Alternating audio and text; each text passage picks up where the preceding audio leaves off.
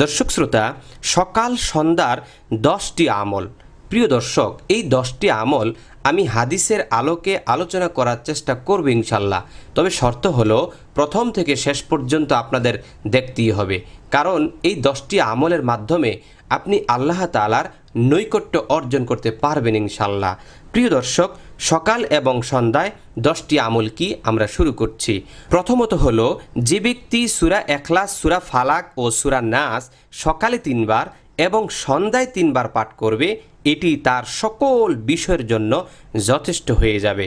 দর্শক শ্রোতা, সকাল এবং বিকাল আপনি এই 3টা সূরা পাঠ করবেন, তাহলে এই 3টি সূরা আপনার জন্য যথেষ্ট হয়ে যাবে ইনশাল্লাহ।